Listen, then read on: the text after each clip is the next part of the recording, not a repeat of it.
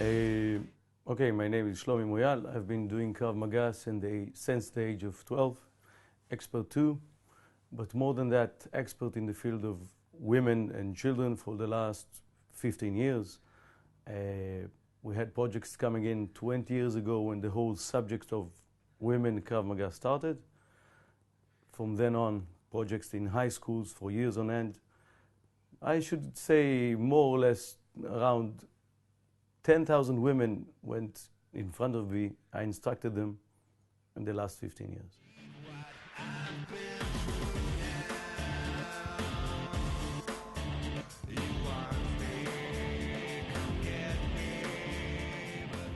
It's a question like, is a knife on your neck a threat?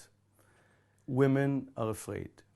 Women, when they go out on the street by themselves, have 30 seconds, 1 minute until they get to where they want to get.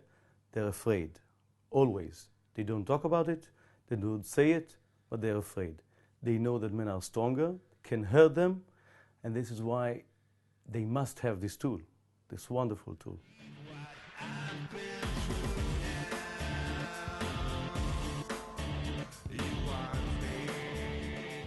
Basically because they have to.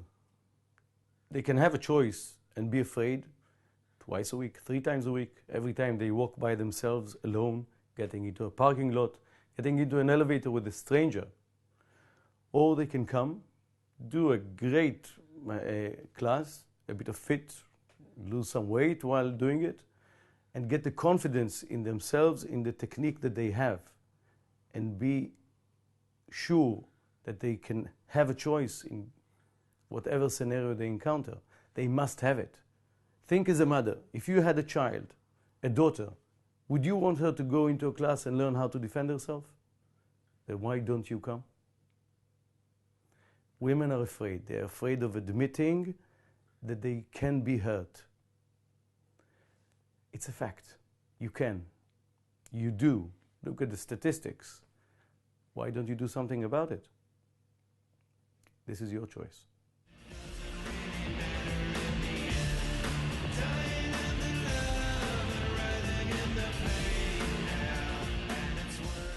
Obviously, when you go to Krav Maga class and you'll have 20 women in the class, do you feel the same? It's a different vibe, a different workout. They cannot concentrate. They cannot work hard as we do. They don't feel convenient with their bodies when there are men around. This is in context of the classes themselves. But the content is completely different. Women don't do punches. They have nails. They are used to this movement more than a punch. This will be the tool. Women don't need to do aggressive work and push-ups and sit-ups. They will always be inferior in power if a man comes and attacks them. They need different drills, different techniques, and a different workout in a seminar. If they want to come to a Krav Maga class and train like us, they're more than welcome. But most women don't. They need the tool, they need to protect themselves, nothing else.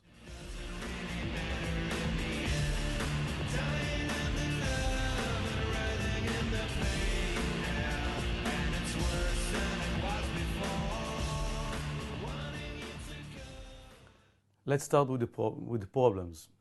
Men and women are different. Most attacks occur with someone you know. More than 75% of attacks happen with someone they know. And the attack happens because there is a miscommunication. Men and women talk differently. They think differently. And on this ground, there are many problems that occur. A woman doesn't deliver a strong enough no. And a man says, okay, she wants me. I know she wants me. I'll try harder. If she really doesn't want it, she'll do something. And they don't. This is the basic ground for the problem that men and women have. And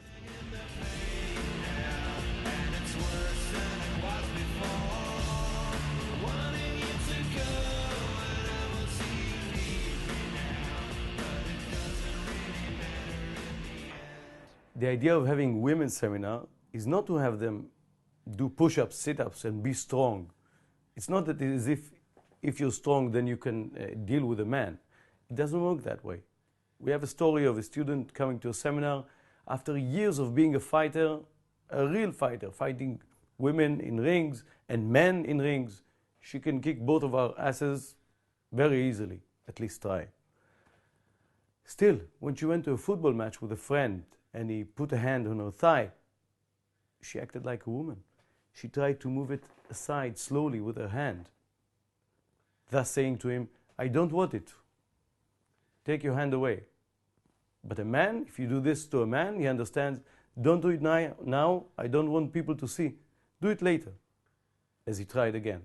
And she was starting to flush and then went to the toilet and came back and didn't know what to do with herself. This behavior happens to women that don't understand men, the way men talk. It has nothing to do with power. You need to understand how men work, how they think, how to act, so they will stop their behavior. It has nothing to do with power.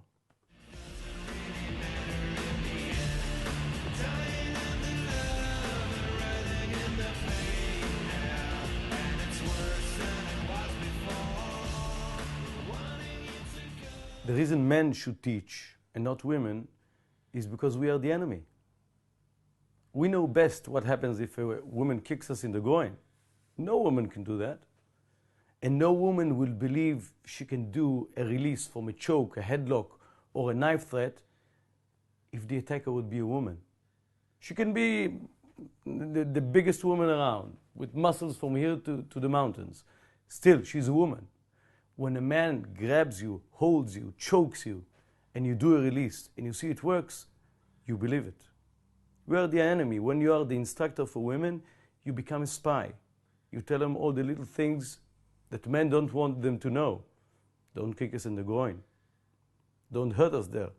Don't attack us in the face and where and how. That's why men must be the instructors.